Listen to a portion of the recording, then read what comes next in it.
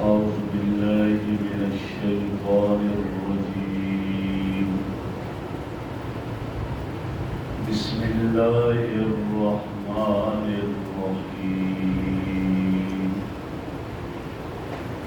ولئن أتيت الذين أوتوا الكتاب بكل آية ما تبعوا قبلتك وما أنت بتابع قبلتهم وما بعضهم بتابع قبلة بعض ولئن اتبعت أهواءهم من بعد ما جاءك من العلم إنك إذا لمن الظالمين.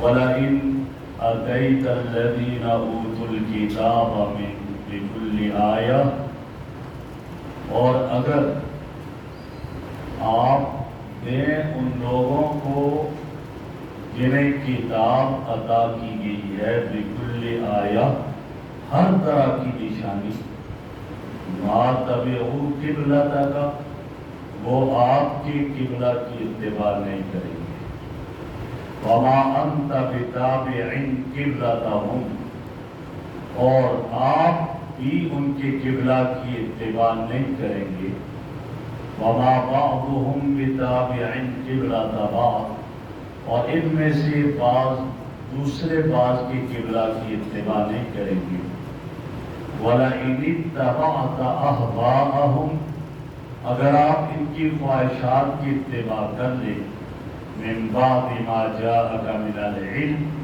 وہی اور علم کے آ جانے کے بعد، انك اذا لمن الظالمین، تو آپ بے شک اس وقت ناانصافوں میں سے ہوں گے۔ میرے محترم بزرگوں اور دوستوں، پہلی قبلہ کی تحویل کا ذکر ہوا، اور آج کی ان آیتوں میں اللہ رب العزت ارشاد یہ فرما رہے ہیں کہ اے معبود، یہ جو باتیں کر رہے ہیں، اور آپ اگر اس پر کہ آپ کا قبلہ بیت اللہ بنایا اور اللہ کی طرف سے یہ حکم ہے، آپ اس پر ہر طرح کی نشانیاں بھی پیش کر لیں، ما تبعوا قبلتک، یہ آپ کی قبلہ کی اتباع نہیں کریں گے، یہ نہیں مانیں گے۔ ان کا یہ حال ہے، یہ ایسے ضد اور عناد اور ہردرمی والے لوگ ہیں کہ یہ ہرگز یہ بات کو نہیں مانیں گے، آپ جتنے بھی دلائل پیش کریں، جتنی بھی مثالیں پیش کریں، جتنی بھی اس پر نشانیاں پیش کریں، انہوں نے ایسا نہیں کرنا۔ اور ایسا ہی ہوا تھا کہ نبی اکرم صلی اللہ علیہ وسلم کے پاس ایک مرتبہ عیسائیوں کا ایک وفد آیا، اور وہ کافی تعداد میں تھے، کسی ایک گھر میں سارے رہ نہیں سکتے تھے، مہمان کے طور پر تھے۔ تو آپ صلی اللہ علیہ وسلم نے حضرات صحابہ کرام سے فرمایا کہ ایسا کرتے ہیں، دو دو تین تین کو تقسیم کرتے ہیں اور اپنے گھروں میں لے جائیں۔ یہ نجران سے وقت آیا تھا۔ جب یہ طے ہوا تو آپ صلی اللہ علیہ وسلم نے اس وقت والوں سے بات کی، ان کا نہیں، ہم جو ہے اکٹھے رہیں گے، جہاں رہے ہم الگ الگ نہیں ہوں گے۔ اور ڈر یہ تھا کہ اگر الگ الگ ہو گئے تو یہ مسلمان کہیں ان کو جو ہے وہ گویا کہ اپنی طرف نہ کریں۔ تو پھر آپ صلی اللہ علیہ وسلم نے فرمایا کہ پھر ہمارے پاس تو اور اس طرح اتنے زیادہ لوگ رہنے کی جگہ تو نہیں ہے، پھر مسجد میں رہنا ہوگا۔ کہا کوئی بات نہیں، ہم مسجد میں رہیں گے۔ وہ مسجد میں رہنے لگے، اور حضرات صحابہ کرام آپ صلی اللہ علیہ وسلم عبادت کرتے، بیت اللہ کی طرف رک کر کے نماز پڑھتے، اور یہ دیکھ رہے تھے لیکن انہوں نے مانا نہیں۔ اس پر اللہ نے یہ ارشاد فرمایا کہ آپ ان کے لیے جتنی بھی نشانیاں لے آئیں، مثالیں لے آئیں، انہوں نے کبھی بھی نہیں ماننا، اور یہ آپ کے قبلہ کی اتباع نہیں کریں گے۔ وجہ یہ ہے کہ یہ ماننے کے لیے تیار نہیں ہے، اور کیوں ماننے کے لیے تیار نہیں ہے؟ ضد، عناد، ہردرمی کی وجہ سے یہ ماننے کے لیے تیار نہیں ہے، ورنہ تو تورات اور انجیل میں تو تذکرہ ہے کہ بیت اللہ قبلہ بنے گا اور ان کو مان لینا چاہیے۔ اور آگے فرمایا وَمَا أَنْتَ بِتَابِعٍ قِبْلَتَهُمْ، اور آپ بھی ان کے قبلہ کی کبھی اتباع نہیں کریں گے۔ اس آیت میں اللہ رب العزت نے یہ اعلان فرما دیا گویا اے محمد صلی اللہ علیہ وسلم اب قیامت تک کے لیے آپ کا قبلہ بیت اللہ ہی ہے، اب یہ قبلہ نہیں بدلے گا، اب یہ بیت اللہ قیامت تک کے لیے آپ کا قبلہ ہی رہے گا۔ اور اس میں یہود اور نصارہ کے یہ اعلان جو کیا ہے اس میں ان کے ان خیالات کو بھی ختم کر دیا۔ کیا خیالات تھے؟ یہودی یہ کہتے تھے کہ بھائی اور نصرانی بھی کہ مسلمانوں کے قبلے کو کوئی قرار نہیں ہے، پہلے بیت اللہ کی طرف تھے، پھر بیت المقدس کی طرف آگے، اب دوبارہ بیت اللہ کی طرف مڑ گئے، کچھ عرصے کے بعد واپس آ جائیں گے بیت المقدس کی طرف۔ یہ ان کے خیال اور نظریہ تھا یہود اور نصارہ کا، تو ان کی تردید اللہ نے کی اور اس کو ختم کر دیا اور قطع کر دیا اور فرما دیا نہ اب کبھی نہیں ہو سکتا، اور میرا محمد حضرت محمد رسول اللہ صلی اللہ علیہ وسلم اب یہ گویا کہ تمہاری طرف نہیں جائے گا، اور اب یہ بیت اللہ ہی ہمیشہ ہمیشہ کے لیے کعبہ رہے گا اور یہ منسوخ نہیں ہوگا۔ لہٰذا یہ ارشاد فرما دیا۔ آگے ارشاد فرمایا اگلی آیت کے حصے میں وما وَأَذُهُمْ بِتَابِعٍ قِبْلَتَهُمْ، فرمایا کہ اپنا حال کیا ہے یہود اور نصارہ کا، یہ ایک دوسرے کے قبلے کی بھی اتباع نہیں کرتے۔ یہودیوں کا قبلہ بیت المقدس اور نصرانیوں کا عیسائیوں کا قبلہ کیا تھا؟ فرمایا اسی چٹان کا جو صخرہ ہے اس کی مشرق کی طرف والا حصہ تھا، مشرقی جانب طلوع شمس والی جانب، وہ گویا ان کا قبلہ تھا۔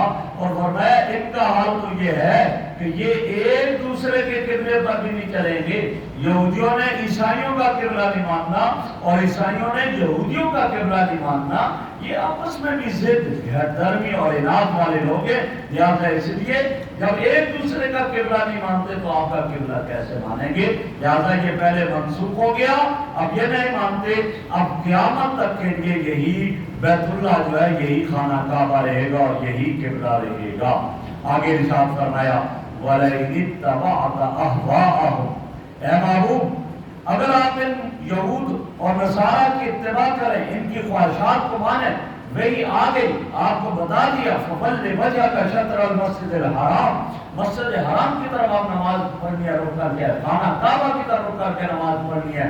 اب اگر یہ یہودی ان کی بات کو آپ مانیں گے إِنَّكَ إِذًا لَّمِنَ الظَّالِمِينَ، تو ناانصافوں میں سے ہوں گے۔ اور ظاہر ہے کہ نبی صلی اللہ علیہ وسلم کبھی بھی ان کی بات نہیں مان سکتے یہود اور نصارہ کی، یہ محال ہے، اور جو چیز محال ہو وہ ممکن نہیں ہوا کرتی ہے۔ اصل کیا تھا؟ تذکرہ آپ صلی اللہ علیہ وسلم کا کر کے امت کو بتانا مقصود تھا، بتانا یہ تھا۔ کہتے ہیں نا کبھی یہ بھی ایک طریقہ ہوتا ہے کہ کہا ایک ہو جاتا ہے اور مقصود دوسرے کو سنانا ہوتا ہے، امت کو سنانا مقصود تھا کہ خبردار اب تم اگر بیت اللہ سے رخ ہٹایا تم نے، تم ظالموں میں سے ہو جاؤ گے، اب اسی پر قائم رہنا اور اسی پر رہنا ہے اور یہی تمہارا قبلہ رہے گا۔ آگے کیا فرمایا الذین آتیناہم الکتاب یعرفونہ کما یعرفون ابناءہم، وہ لوگ جنہیں کتاب دی گئی آپ صلی اللہ علیہ وسلم کو، امام الانبیاء حضرت محمد رسول اللہ صلی اللہ علیہ وسلم کو اس طرح پہچانتے تھے جیسے اپنے بیٹوں کو پہچانتے ہیں۔ وَإِنَّ فَرِيقًا مِّنْهُمْ لَيَكْتُمُونَ الْحَقَّ، ان میں سے ایک گروہ حق بات کو چھپا رہا ہے، وَهُمْ يَعْلَمُونَ، حالانکہ وہ جانتے ہیں۔ جو ہے یہاں یہ کہہ دیا کہ نبی اکرم صلی اللہ علیہ وسلم کو تو اتنا یہ پہچانتے تھے کہ ذرا شک و شبہ نہیں تھا، ان کی کتابوں میں اوصاف ہے، چاہیے تھا ایمان لے آتے، یہ نہیں ایمان لائے، اور کہا اس طرح پہچانتے جیسے اپنے بیٹوں کو پہچانتے۔ کیا مطلب اس کا؟ حضور اکرم صلی اللہ علیہ وسلم کو بحیثیت رسول پہچاننے کی تشبیہ اپنے بیٹوں کے پہچاننے کے ساتھ دی گئی ہے کہ یہ لوگ جس طرح اپنے بیٹوں کو پوری طرح پہچانتے ہیں اور ان میں کبھی شبہ اور اشتباہ نہیں ہوتا، اسی طرح تورات، انجیل، زبور میں نبی اکرم صلی اللہ علیہ وسلم کی بشارت اور آپ علیہ السلام کی واضح نشانیاں ذکر کی گئی ہیں، اور اس کے ذریعے یہ لوگ حضور اکرم صلی اللہ علیہ وسلم کو بھی یقینی طور پر جانتے اور پہچانتے ہیں۔ اب پھر بھی انکار کر رہے ہیں، یہ ضد اناد اور ہردرمی کی وجہ سے ہے، ورنہ کوئی آپ کو پہچاننے میں کوئی شک و شبہ ہی نہیں۔ اور یہاں ایک بات ذہن میں رہے کہ بیٹوں کے ساتھ تشبیہ کیوں دی گئی؟ آج جیسے اپنی اولاد کو آدمی بیٹوں کو پہچانتا ہے، اولاد بھی تو ماں باپ کو پہچانتے. جب اولاد ماں باپ کو پہچانتے ہیں لیکن یا بیٹوں کے ساتھ تشبیہ پہچاننے کے ساتھ کیوں دی؟ تو فرمایا اس لیے تشبیہ دی گئی ہے کہ چونکہ عادتاً ماں باپ اولاد سے زیادہ اپنی اولاد کو پہچانتے ہیں. اولاد جتنے اپنی ماں باپ کو پہچانتی ہے ماں باپ اس سے زیادہ پہچانتے ہیں. اور اس کی وجہ کیا ہوتی ہے؟ وجہ یہ ہوتی ہے کہ اولاد کا جسم کا کوئی حصہ بھی ماں باپ کی آنکھوں سے اوجھل نہیں. بچے کو پالا، گود میں لیا، ماں جو ہے وضو بھی اس کو غسل بھی کرواتی ہے، اس کو نہلاتی ہے، اس کو کپڑے پہناتی ہے، دودھ پلاتی ہے. اب وہ بچہ اپنی ماں اور اپنی گود میں اس طرح ہے بالکل چھوٹا، جب پیدا ہوا اس وقت سے لے کر بڑا ہونے تک ہے تو انہیں ذرا بھی اس میں شبہ نہیں ہوتا. 1000 بچوں میں بھی رکھ دیا جائے وہ پہچانتا ہے یہ میرا بیٹا ہے. دوسرے کو لا کر رکھا جائے گا نا یہ نہیں ہو سکتا، یہ ہے اس لیے کہ میری گود میں یہ پلا ہے، میں اس کو پہچانتا ہوں، ذرا بھی شک و شبہ نہیں ہے. لیکن ماں باپ کے اعضائے مستورہ اولاد سے مخفی رہتے ہیں، وہ نہیں دیکھ سکتے، ان سے پوشیدہ ہوتے ہیں. اس لیے ماں باپ کو اولاد اتنے زیادہ نہیں جان پہچانتی ہے جتنا کہ ماں باپ اپنی اولاد کو زیادہ پہچانتے ہیں. جب اولاد کے بارے میں کوئی شک و شبہ نہیں ہے تو فرمایا ایسے محمد رسول اللہ صلی اللہ علیہ وسلم کے اوصاف جو کتابوں میں آئے ذرا بھی شک و شبہ نہیں ہے. یہی وجہ کہ جب آپ صلی اللہ علیہ وسلم مکہ سے مدینہ ہجرت کر کے گئے تو حضرت سلمان فارسی تو ایک درخت پر چڑھے ہوئے تو جو ہے پھل اتار رہے تھے، پتہ چلا آگے دوڑتے ہوئے گئے اور جا کر کے آپ میں وہ علامتیں نشانیاں دیکھنے لگے. اور میں ایک یہ بھی تھی کہ آپ صلی اللہ علیہ وسلم جو ہے وہ صدقہ نہیں کھاتے. ان پہلے دن کھجوریں لے کر کے یا رسول اللہ یہ صدقہ ہے، فرمایا نہیں ہم نہیں کھاتے. دوسرے دن لے کر کے یہ ہدیہ ہے، آپ نے وہ کھا لی. پھر دیکھنا چاہ رہے تھے، آپ پہچان کے کہا کیا یہ دیکھنا چاہ رہے ہو؟ اپنا کرتا ہٹایا، مہر کو دیکھا، خاتم نبوت کی مہر کو، وہ ساری نشانیاں جو تھی دیکھ لی پہچان کے. تو فرمایا کہ آپ کی بھی ساری نشانیاں تورات، زبور، انجیل میں سب واضح ہیں، ذرا کوئی ایک بھی ایسی نہیں ہے مخفی. تو اس لیے فرمایا کہ اب ایک اور بات دوسری ہے، کہا کہ اولاد کو جیسے بیٹوں کو جیسے پہچانتے اس طرح پہچانتے تھے. بیٹے کو بیٹا ہونے کی حیثیت سے پہچاننا مراد نہیں ہے، بیٹے کو اس حیثیت سے پہچاننا مراد ہے کہ یہ میری گود میں پلا ہے، یہ میرے سامنے رہا ہے، میں اس کو جانتا ہوں، یہ ہے. ورنہ بیٹا ہونے کی حیثیت سے بیٹے کو پہچاننا یہ مشکل ہے، کیا پتا ماں نے خیانت کر دی ہو. اسی لیے حضرت عبداللہ ابن سلام رضی اللہ تعالیٰ عنہ، حضرت عمر رضی اللہ عنہ فرمایا کرتے تھے کہ آپ صلی اللہ علیہ وسلم کے پہچاننے میں ذرا بھی شک و شبہ نہیں ہے. اولاد کے پہچاننے میں شبہ ہو سکتا ہے کہ شاید اس کی ماں نے خیانت کر دی. تو یہ معنی یہ تھا کہ جس طرح وہ بچہ، چاہے وہ بچہ کسی نے جو ہے وہ کیا کیا ہو، اڈاپٹ کیا ہو، اپنے پاس اپنا نہیں کسی اور کا لا کر رکھ دیا ہو، لیکن اس نے پالا، اس کے پاس رہا، بڑا ہو گیا، جس طرح اس بچے کو یہ پہچانتا ہے اس حیثیت سے کہ میری گود میں پلا اور میرے سامنے رہا ہے، اس میں ذرا شک و شبہ نہیں. فرمایا آپ صلی اللہ علیہ وسلم اس سے زیادہ آپ کو پہچانا جاتا تھا آپ کی نشانیوں کی وجہ سے اور ان اوصاف کی وجہ سے. یہ کیفیت تھی اور یہ پہچاننا مراد ہے. لیکن فرمایا اتنی نشانیاں علامات کے باوجود بھی جو تورات، زبور، انجیل میں آ گئی، پھر بھی ان فریقا منہم لیکتمون الحق، ان یہودیوں اور نصرانیوں میں سے ایک گروہ، ایک جماعت آپ کے اس حق کو چھپاتی تھی، آپ کے اوصاف کو چھپاتی تھی، نہیں بیان کرتی تھی دوسروں کے سامنے اور چھپا دیتے. وَهُمْ يَعْلَمُونَ، حالانکہ وہ جانتے تھے کہ آپ صلی اللہ علیہ وسلم ہی ہیں، آپ کے اوصاف آئے بیان کیے، آپ آخری نبی ہیں، پھر بھی وہ آپ کے اوصاف کو چھپا لیتے اور دوسروں کے سامنے بیان نہیں کرتے تھے. فرمایا الحق من ربک، یہ حق تو تمہارے رب کی طرف سے ہے. فلا تکونن من الممترین، لہذا شک کرنے والوں میں سے نہ ہوئیے گا، شک نہ کیجیے گا. اللہ کے حبیب آئے ہیں اور شریعت لے کر، حق لے کر آئے ہیں اور اس کے حق میں کوئی شک و شبہ نہیں ہے. اللہ رب العزت ہمیں عمل کی توفیق عطا فرمائے.